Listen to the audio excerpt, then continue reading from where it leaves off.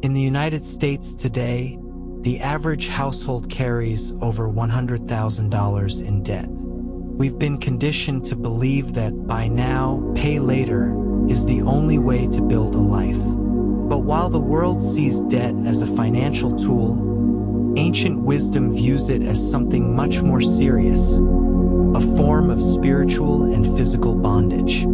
Deep within the pages of the most published book in history lies a financial blueprint that has outlasted empires. It's not just about spending less. There is a specific, overlooked, secret mentioned from Genesis to Revelation that provides the key to breaking the chains of interest and inflation. Today on Sinai Scripts, we are decoding the biblical secret to debt-free living. This isn't a get-rich-quick scheme, it's a get-free forever strategy. To understand the secret, we first have to understand the biblical perspective on debt. Proverbs 22 verse 7 bluntly states, "The rich rule over the poor, and the borrower is slave to the lender." Think about that word, slave. When you carry a balance on a high-interest credit card, you are no longer working for your family or your future. You are working for the bank's shareholders. You have traded your freedom for a temporary product. The Bible contains over 2,300 verses about money and possessions. Why? Because the Creator knows that our hearts follow our treasure. If your treasure is tied up in monthly payments, your heart is in a state of constant anxiety. But the Bible also offers the solution, the principle of stewardship. This is the first layer of our secret. In the biblical worldview, you don't own anything. You are a manager of God's resources.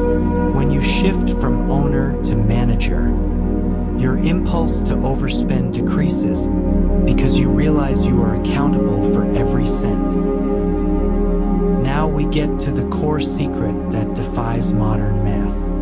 It's the principle of the firstfruits. Most people try to pay their debts with what's left over at the end of the month. The biblical secret is the exact opposite. You give first. Malachi 3 verse 10 issues a famous challenge. Test me in this, and see if I will not throw open the floodgates of heaven. To the secular world, giving away 10% of your income when you are in debt seems like financial suicide. But spiritually, this is an act of breaking the spirit of mammon. Debt is often fueled by greed or fear. By giving first, you prove to yourself and the heavens that money does not control you. Many who have lived by this secret report a strange phenomenon. The remaining 90% goes further than the 100% ever did. It's about alignment. When you align your finances with ancient laws of generosity, you invite a level of discipline and unseen favor that makes debt repayment move at an accelerated pace. Faith without works is dead. So, how do we apply the biblical secret to a 21% interest credit card in 2026? We look to the story of Nehemiah. When he rebuilt the walls of Jerusalem, he did it with a sword in one hand and a trowel in the other. To live debt-free, you need a two-handed approach. 1. The sword protection. This is your budget.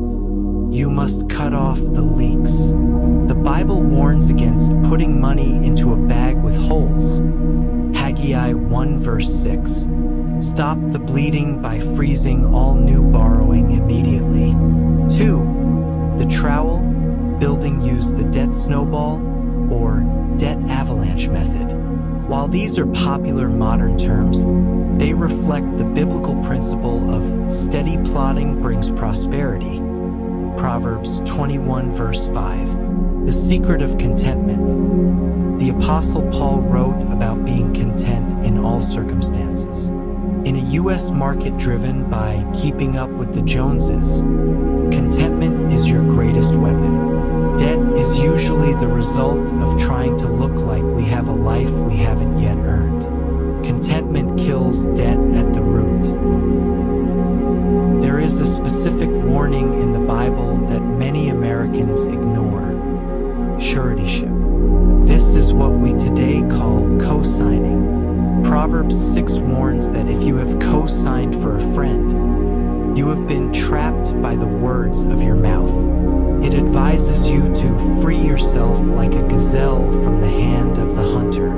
The biblical secret to debt-free living involves protecting your name and your credit. If you want to help someone, the Bible suggests giving them the money as a gift if you can afford it, but never becoming legally bound to their debt. This keeps your financial house secure so you can be a blessing to others later. In ancient Israel, every 50th year was the year of Jubilee, a year where all debts were canceled and everyone returned to their ancestral land. It was a reset. You don't have to wait 50 years. Your Jubilee starts the moment you decide to stop being a slave to the lender. The biblical secret isn't just about zeros in a bank account. It's about freedom. It's about being able to say yes when your church needs help, yes when a neighbor is in trouble, and yes to a future for your children's children. Start today. Honor the tithe, live with contentment, and plod steadily toward your walls. The chains of debt are heavy, but the principles of the Sinai are stronger. If this message resonated with you, subscribe to Sinai Scripts for more ancient wisdom applied to modern life. Like this video to help us reach more people looking for financial peace. Until next time, walk in freedom.